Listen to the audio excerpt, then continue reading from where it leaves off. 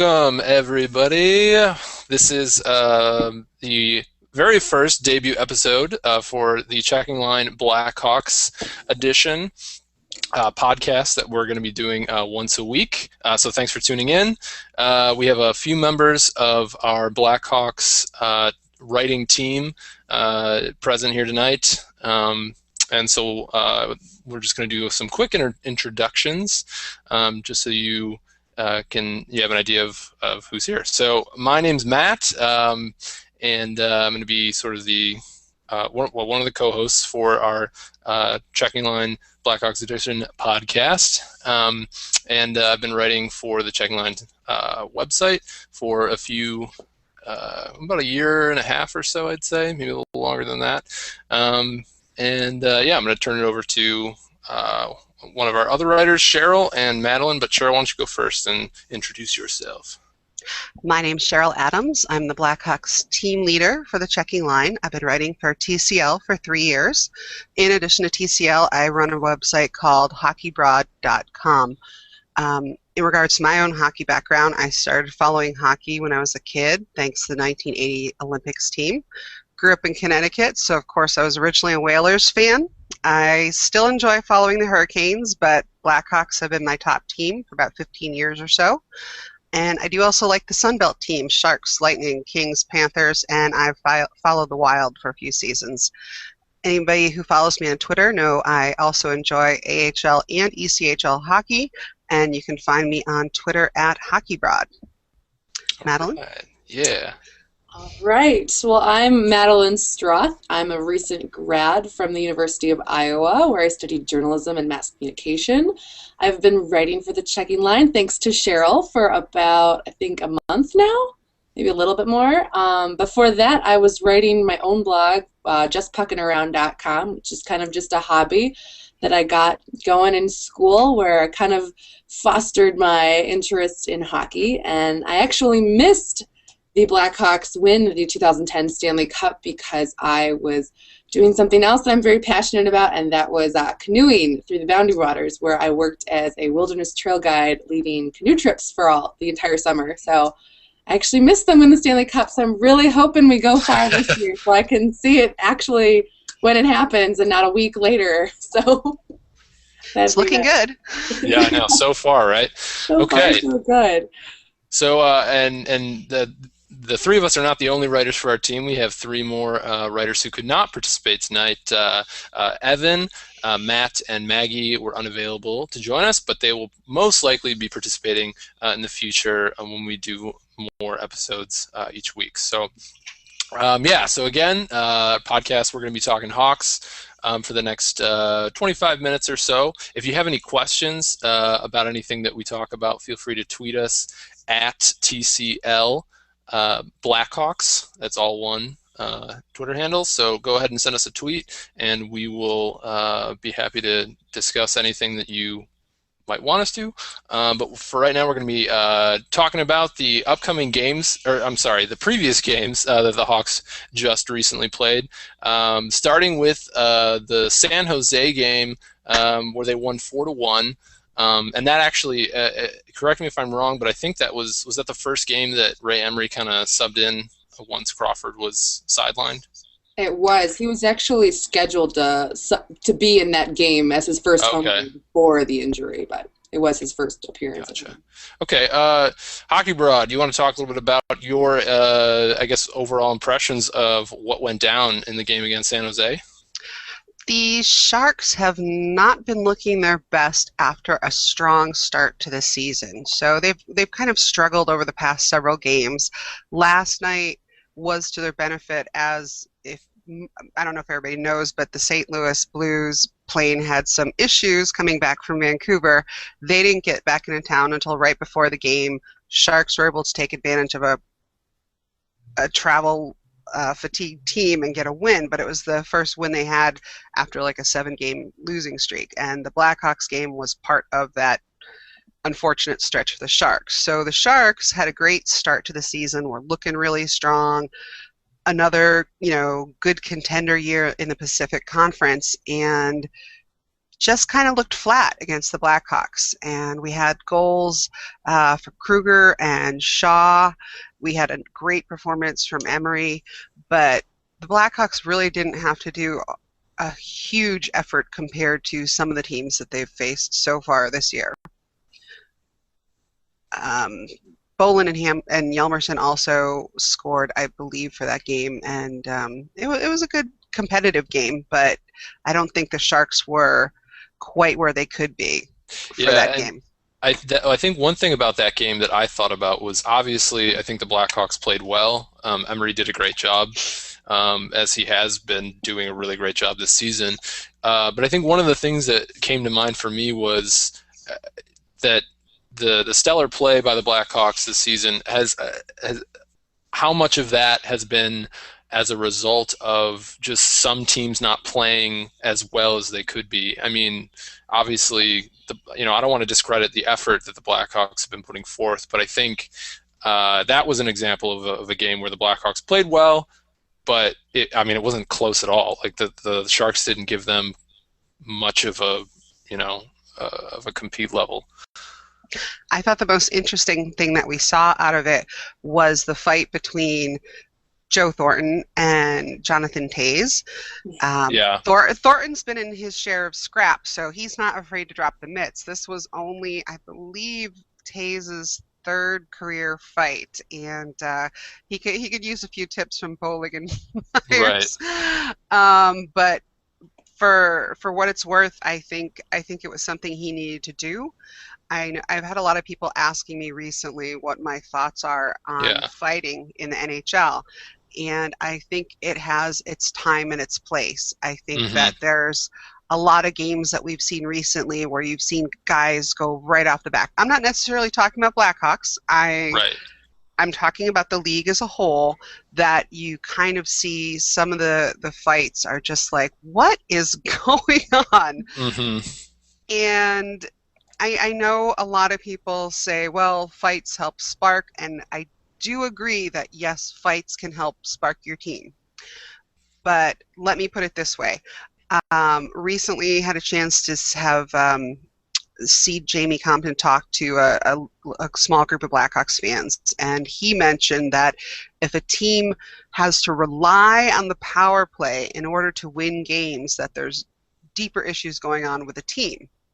And I think when it comes to fighting, it's the same way, that if your team can't find a spark within itself without fighting, there are some issues. You've got to have the will to win. You've got to have the will to say, we're not playing well, we got to straighten ourselves out. But you also have to, you also can't let yourself get steamrolled. And I do think that the Sharks, being a very physical team, one of the more physical teams in the West, can occasionally muscle teams like the Blackhawks around. The Blackhawks, excuse me, the Blackhawks are not what you would think of as a physical powerhouse. We don't have the bruisers and the rollers and that kind of thing, but we've got speed and skill. And I do think there are occasionally games where the Blackhawks do get a bit manhandled, and it's that was certainly the case last season. I would think people would make that argument for sure. For sure, and I think it pretty much shocked everybody to see Toews fighting.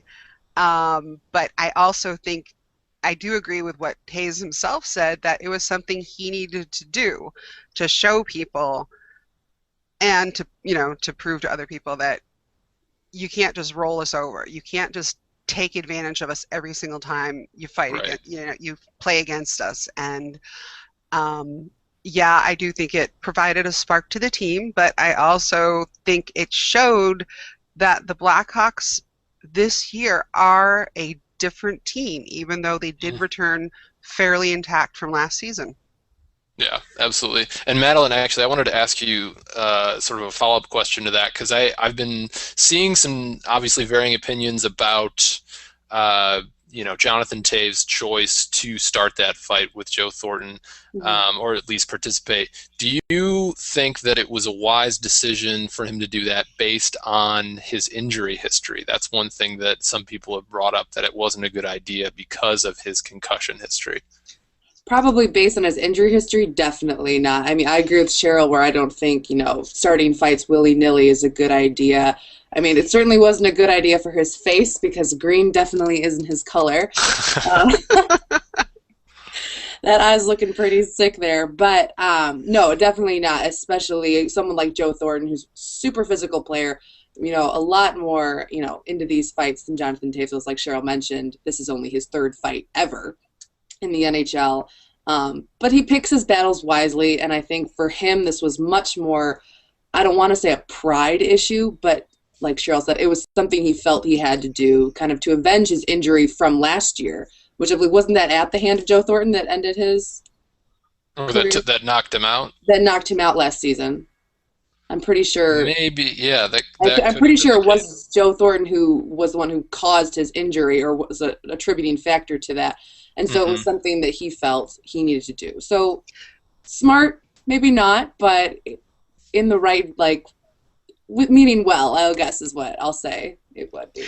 He did get muscled around a bit by Joe Thornton in some of the games, and like I said, it's the whole thing of the Blackhawks have not proven themselves as a real physical team, and we saw a little bit of it at the tail end of the season last year, and you're starting to see it a little bit more. For example, Patrick Kane seems to be hitting more, which a lot of people would say, I don't want Patrick Kane hitting, right. But it's actually a good thing for him to get some hits in there so that people aren't going to assume that he's unwilling to be hit and that he's going to be run over or anything like that. And I'm not saying that this team looks exactly like the 2010 team, but there's definitely similarities, and we see some bigger bodies throughout the lineup, like Bickle and Bolig and Myers and the defensemen that help round out the team. So I think over the past 2 years,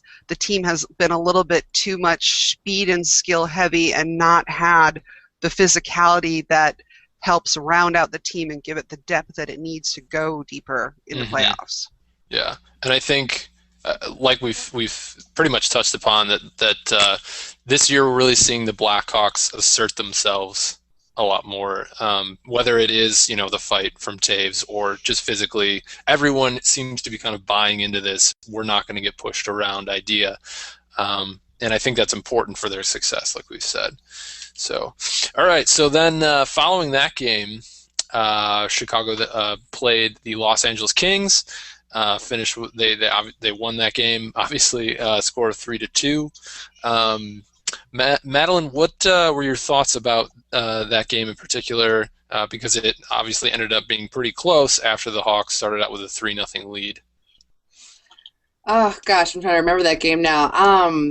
I didn't think they were keeping up with their penalty kill all that much that game, right. From what I recall. That was pretty gruesome looking there. Right, two power play goals by LA and in the third period. Yeah, gosh, I'm trying to remember now. I'm looking for my notes. Come back to me. Okay. So like we said, the Blackhawks, I think special teams in general were something last season that were definitely not something that they could be relied upon, I think, to contribute to their success. Right, Cheryl? Yeah, that's an understatement. Right. Last year, there was definitely flaws on special teams, both PK and power play, and this year it's been amazing, the turnaround on the penalty kill. There's just no other word for it. I don't know if it's directly related to Compton's arrival on the team, Haviland's departure, any of that, but I think when it comes to the Kings game, what happened was, over the past 2 years we've had, and the cup winning season as well, we have seen a lot of Blackhawks games where they've kind of gotten a good lead and started to cruise in the third, and then suddenly they're coughing up goals left and right. I think of all the games this season, that game against the Kings is the closest they've come not to taking their foot entirely off the gas and cruising, because I don't think that was that bad, but I think that there were shades of it, and the team shouldn't get too comfortable and assume that any lead is safe. I mean, we saw it in the Canucks game last night. Right. You know, they boom, 2 goals, and suddenly it's tied.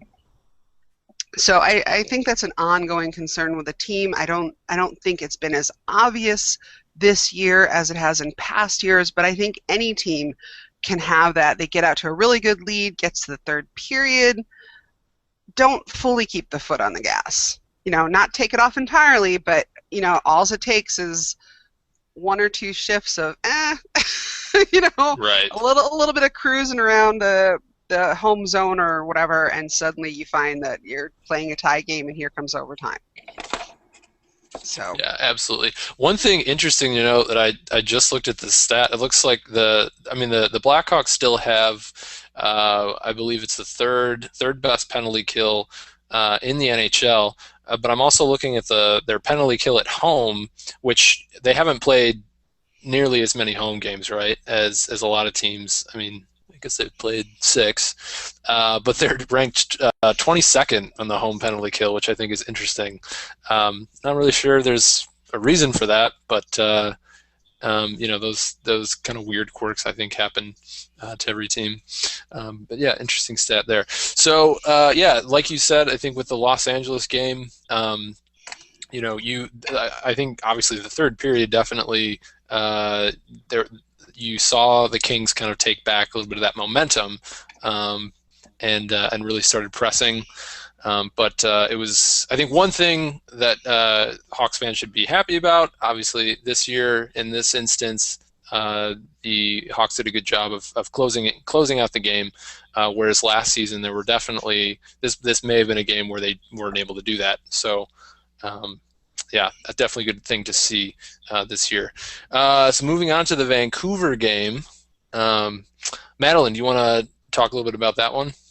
Sure, I got my notes. I'm all prepared. All So right. this will be the 6th game that Ray Emery has started in, and it was a little bit similar to the last game that we're just touching on, where great lead, great speed. You know, the first period was really really rough to watch, just because Vancouver completely dominated the Blackhawks, I felt. I mean, we were having trouble almost the entire game, even getting into our offensive zone, just because they were clogging up that neutral zone. Hawks were having a really difficult time even getting towards the goal for the majority of that first period. But then goals obviously came. We'll talk about the hit on Hossa later, but this is the 5th game of the season for the Blackhawks where they let their lead slip away in the third. You know, we saw it early or last night, or the last game with LA, and also Anaheim earlier in the season with Columbus and St. Louis, where they've got this 2-point gap, and third period, like Cheryl was saying, they kind of take their foot off the gas and all hell breaks loose. So just another game where, you know, we had it and then just kind of let things slowly slip away. So not too good, but really impressed with Emery. I mean, he's 6-0 now, so he's had a fantastic start to the season. So Yeah, and again, I think one thing that needs to be pointed out is again comparing it to last season, when you know a lot of people had a lot of questions about, you know, is Corey Crawford really going to be able to bring the Hawks through more than one round of the playoffs, and if he isn't, can Ray Emery do it? And I think you know, there wasn't a lot of confidence there, and this year we're definitely seeing a change in that. Crawford has definitely asserted himself as a goaltender that can certainly give them success into the playoffs. And you know, with Emery stepping in, he's certainly more than a serviceable number 2 goaltender to, you know, fill the void while Crawford is injured. So. well, I'd like to say something quick on that. Yeah. In that last year was the first year that Crawford was carrying the full load of the NHL starter versus, you know, the year before, where he had a really great year as a rookie, but he wasn't carrying the full percentage of the load because Turco was in goal. And I don't think the team ever lost faith in Crawford last year, but I also think that there was defensive issues last year as well. Right. Yes. Yeah. So I can't blame his season entirely on him. people who want to talk about goalies will talk about everything from, goalies are as much a result of the good defense in front of them to some goalies are just, gods in their own right. Hello, Pecorine. Right. But wow, he's doing something good down in Nashville, keeping his team in the running there. Absolutely. Speaking of good goalies, but I think Crawford, during the course of the lockout, did whatever it took to get his mind back in the place it needed to be. Mm-hmm. He's approaching his pregame prep a little differently than past years. He said that, he's taking time to be kind of in a quiet place and simply focus on the game ahead and not think about, not kind of loosen up in the room with music or whatever the case may be. And it's clearly working for him. So kudos to him for his hard work. Absolutely. It's definitely paying dividends.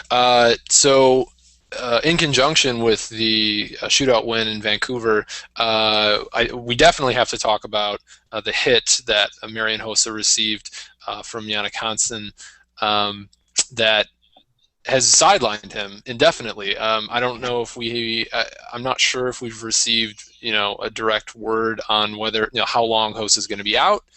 But hopefully it won't be very long. But a lot of fans across the NHL were trying to figure out whether or not Hansen was going to get suspended for his, I guess it was like a forearm hit, right? Or his elbow to the back of, is that right? I think they called it forearm. Okay. Hossa is listed currently as questionable for Friday's game, as is Brent Seabrook still. Okay. Crawford is listed as doubtful. I'm looking at the TSN list of injury reports. The Shanahan said basically, when you slow down the video and look at it, that yes, Hansen was originally reaching for the puck, realized that he wasn't going to get it, and what it looks like is that he closed his hand into a fist and kind of adjusted his arm and ended up hitting Hossa in the back of the head. We talked briefly before the show started about that there's definitely going to be a lot of discussion between Canucks and Blackhawks fans about Absolutely. Is this enough? Is it too much? Do they agree? I think that anybody who is very passionate about what you're talking about is going to feel a little more strongly about it and judge it through the eyes of their fandom. But if you look at it slowed down, it looks really bad. And yeah. I would say historically, Hansen is not what you would call a dirty player. He's been hit badly himself. He's been concussed, and I think any player who's been concussed and especially been at the receiving end of a bad hit is not looking to go do that to somebody else. Right. And we can talk all day about revenge hits for Daniel Sedin and Duncan Keith and blah blah blah. I don't necessarily think that Hansen necessarily meant to hit him in the head. I think he certainly wanted to go throw him off the play, for sure. Yeah. And I think a hockey player would say the game moves fast, and maybe he couldn't react quickly enough. So we'll say that's up for discussion. Right. So Madeline, we actually got a question on Twitter asking what do we feel is an appropriate penalty, or rather suspension, I guess, or consequence from the league to Hansen for his hit. So he received 1 game. Mm-hmm. What do you feel that's? Or did you expect that? Did you expect more? I think initially I probably expected more, and just again in thinking probably more as a bias of being a Blackhawks fan and remembering that hit on Hossa last year from Rafi Torres. And, he was given initially a 25-game suspension, later I believe reduced to 21 games. So a lot of games, but the thing you have to remember is that Rafi Torres is a repeat offender. Big time. A suspension and had been, suspended like 3 times in a row, pretty much. So he was someone who needed to be taught a lesson, and that was appropriate. Versus Hansen, this is his first offense. He's never been suspended before. Like Cheryl said, they took a look at the video and I still think it looks pretty bad, but, given that this is his first offense, I'm not surprised that it's only one game. I maybe expected 2 or 3, but again, I'm not surprised at the low number. I think there's probably going to be a little bit of injustice, and the next time we hit the ice, we play the Vancouver Canucks one more time, correct? Yes. Yeah, one more time. I think the next time we hit the ice with them, there might be a little bit of a scuffle around Hansen, and that's to be expected just for that avenge, especially depending on what happens with Hossa, because there is no official word on, until he practices tomorrow, or if he doesn't practice tomorrow, what his condition is. I think that's going to rile Hawks fans up. But as far as what's deserved, I think it's pretty fair. I'd expect maybe 1 or 2 more games, but I think a 1-game suspension being this first offense is pretty fair on Hansen. Yeah, and I think that's something that a lot of people are frustrated by. Like, how much should that prior offense idea come into play for making those decisions? Because I actually thought, when I first started thinking about it, I was like, well, he'll probably get a fine, honestly, because I think that with the video, the league could make a case to say that, based on the fact that he has no prior suspension history, the video is really difficult it's hard to measure that intent, through the video. It's just very difficult. So I think 1 or 2 games was maybe what I was thinking was maybe appropriate, but I was pretty convinced that he was going to just get a fine. But I think one game is pretty good for him. They have to send a message that the league just is not going to tolerate headshots anymore. I mean, it didn't even necessarily have to be Hossa. He could have hit whoever, Leddy, Bolig, whatever, one of the, 3rd, 4th line forwards or defensemen, and not one of the stars. But I think the league is sending a message that, okay, we have to acknowledge that these are still going on, and we're not going to just slap you on the wrist with a fine. We're going to say you can't play. Right. So it makes me wonder. It makes me wonder about Torres. That we see Matt Cook, who is, I want to say, mostly reformed. I mean, you got to admit he's that incident the other day, Well, yeah, there's that. That is the big thing. I mean, other than that huge thing that's huge. Ottawa would say is a big deal, and they're right. Yeah, but he has actually managed to stay really squeaky clean, and Torres has got to be the same way.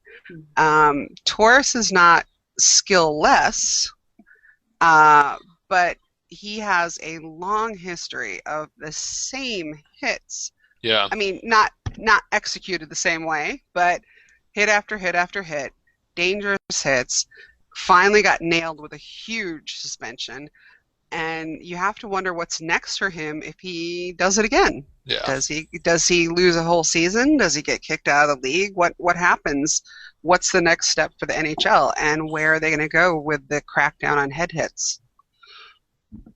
Absolutely. No, that's definitely a big cause for concern, obviously. But yeah, all right. So that's our nice little recap of those games. The Blackhawks they host San Jose Sharks coming up. I believe that is on Friday. And then that will be followed by a game against Columbus and Edmonton.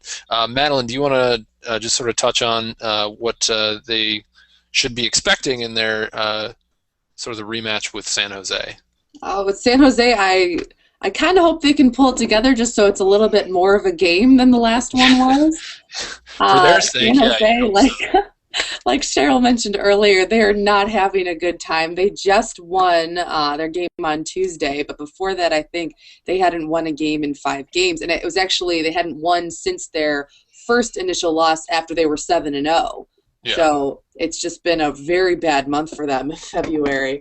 They still got, I think Patrick Marleau is still leading. He's got 10 goals, and the next leading goal scorer would be Joe Pavelski with 6. But it's obviously a game aside. as much as you can say that, it's obviously a very big night for the Blackhawks because if they win this game, whether in regulation or overtime, they will have a new NHL league record for the most games without a regulation loss. So very big night for the Hawks on Friday. But yeah, I'm hoping it's a fast start and that we don't drop that third period because it's, if we're up 4 goals and we give them 3 in the third, it's going to be a little bit more of a nail biter. But there's nothing wrong with a nail biter, but this is something we're gonna want to see that team play the full 60, and the Sharks are gonna bring it because the Sharks definitely going to want revenge to show that they can. I mean, who doesn't want to take down the Blackhawks in regulation at this point? Really, any team would be happy to do it. Right. Yeah. I mean, that's a good point. At this point, Chicago's the team to beat right now. So if you're San Jose, you're going to want to come in, riled up, and I'm sure they will. It's a big game from both sides. So the Sharks have something to prove, both in the way that the February record for them doesn't reflect their playing capacity or ability. They should have won some more games, but that's not how it's gone. And they've definitely, we have Burish on the team, and he's said at the last meeting that they like to beat us, beat Chicago, and the Blackhawks have that record to uphold, and we certainly would love to see them get it. Yeah. And I'm sure they want it too, and they've basically got to focus on it just as a game and not think about the record. It's like when you get to the playoffs and you can't think this is the game that's going to make or break it for us. You just have to go out there and play the full 60. Yeah. Or 65. Right, or I guess in the playoffs 80 or however long it ends up being. Yeah, absolutely. All right, well, I think that about wraps it up for our show tonight. So I want to thank everybody who is listening for tuning in. We're going to be trying to do this. We're definitely going to do it at least once a week. The times may change based on the Hawks' schedule, but we'll make announcements about that. You may have noticed that even though we've called this a video podcast, there have not been any visual aids, I suppose, of us during this podcast, and we just had some technical difficulties, and that's something that we will try to figure out for the future. So thanks again. Feel free to tweet us again. That's at TCL Blackhawks, and go online to thecheckingline.com for coverage on all NHL teams, and as well as including the Blackhawks. So thanks again, and have a good night.